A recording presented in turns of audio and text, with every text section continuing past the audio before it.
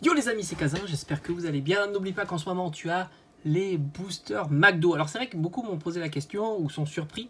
Il faut savoir que les jouets, le prix des jouets, ça peut dépendre tout simplement d'un McDo à un autre. D'ailleurs même les prix des menus, si tu remarques bien, le prix de menu peut varier tout simplement. Alors, je suppose que c'est une question de franchisé qui applique un petit peu les prix qu'il décide.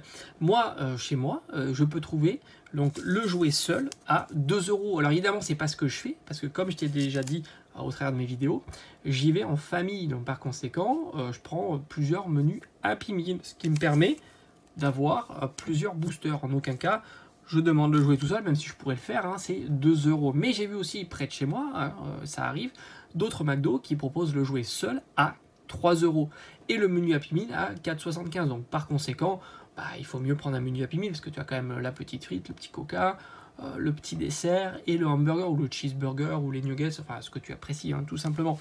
Voilà, tout simplement, c'est aussi simple que ça. Dis-toi que l'offre, enfin je suppose que l'offre, la période est pendant le mois de décembre et après il risque de plus y en avoir. Sans compter que là aussi on m'avait dit, certains parlent de déjà plus de stock, etc.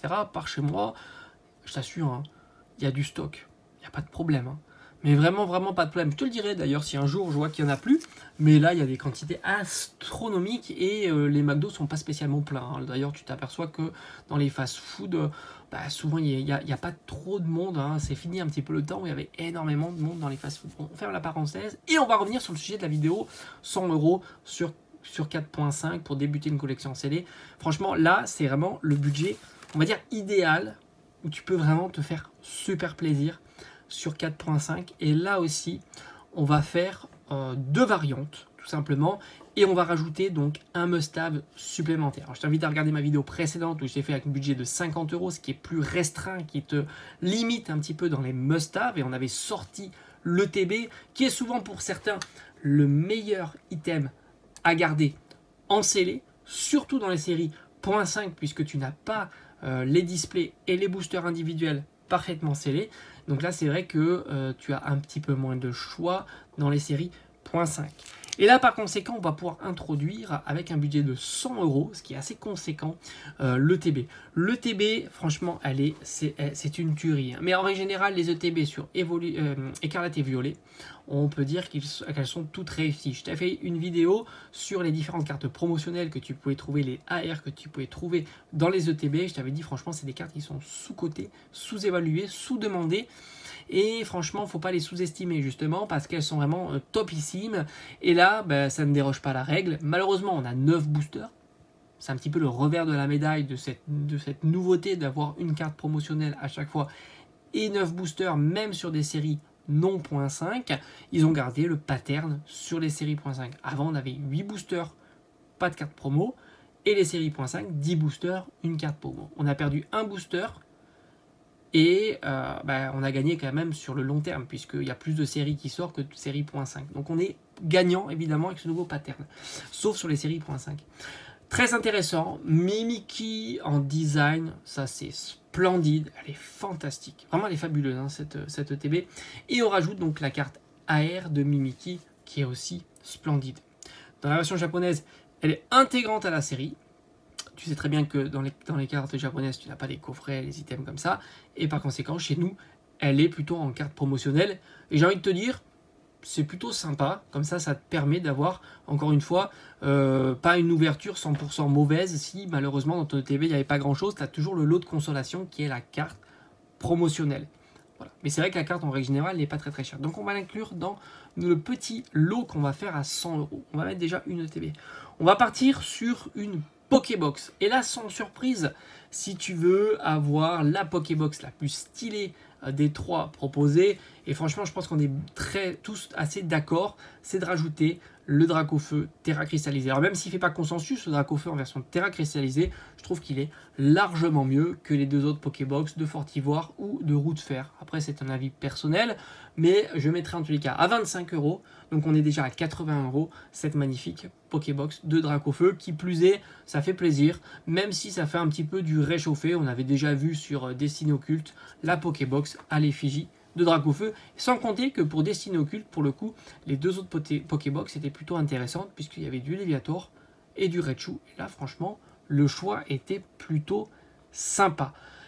Et enfin, il nous reste 20 € et ça tombe très bien. Et pour 20 €, je vais tout simplement rajouter un des tripacks. Et là, tu peux choisir celui que tu veux, puisque j'ai envie de te dire, en termes de popularité, on doit être assez équivalent entre les 3 protagonistes, tout simplement, sans compter qu'après, il y a des autocollants. Là aussi, ça apporte pas grand-chose, mais il y aura quand même une carte promotionnelle qui sera, sans nul doute, une carte holographique. En règle générale, sur des tripacks, c'est ce qu'ils font. De mémoire, je crois qu'on n'a jamais vu de tripack avec une carte avec une qualité supérieure à la holographique. Maintenant, la deuxième proposition, tu l'auras compris, on aura toujours le TB. Franchement, c'est le must-have à 100 €.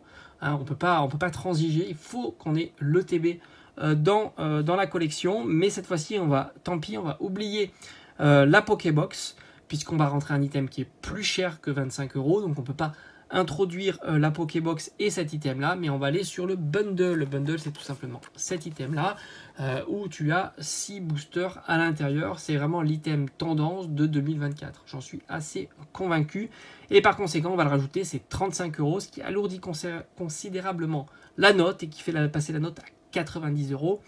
Mais pas de panique, souvent les bundles tu peux les trouver entre 30 et 35 €, donc on va estimer tout simplement qu'on sera aux alentours de 35 €.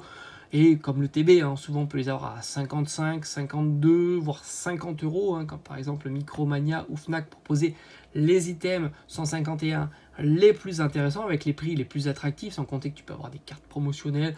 Si tu sais comment ça fonctionne avec les cartes fidélité, tu peux avoir du cagnotage ou des choses comme ça qui allègent un petit peu la note. En plus, franchement, le bundle est magnifique et tu retrouves ce petit Pikachu shiny en illustration, et ça, franchement, c'est top. Le design est vraiment beau. Et il nous reste, on va dire, grosso modo entre 10 et 15 €. Et pour 10 et 15 €, on va évidemment rajouter un item, parce que l'idée c'est d'arriver à 100 €. Et qu'est-ce qu'on rajoute comme item à ce tarif-là? 2 boosters supplémentaires, et ça c'est pas des moindres, sous le format de Mini Tin Box. Et là j'ai envie de te dire, comme j'ai pu le dire avec les tripacks, il y a 5 illustrations, et fais-toi plaisir, tu pourras choisir l'illustration que tu préfères. Franchement, des 5, elles sont vraiment toutes réussies. Pour le coup, le choix est plutôt libre et ça te permet d'avoir une jolie illustration avec un très bel item.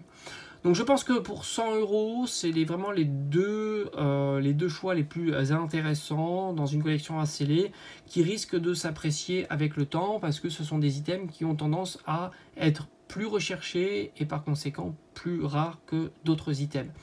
Maintenant, n'hésite pas à me dire un petit peu toi ce que tu comptes acheter en scellé dans ta collection sur cette série 4.5. Moi, comme je te l'ai raconté dans mes différentes vidéos, 4.5 pour moi ça sera une série scellée avant tout, plutôt qu'une série ouverture, parce qu'il y a trop de cartes. On ne peut pas faire de master set, ça te coûtera trop cher, il y aura trop de cartes, trop bon marché, et donc par conséquent il sera plus judicieux tout simplement d'acheter les cartes à l'unité.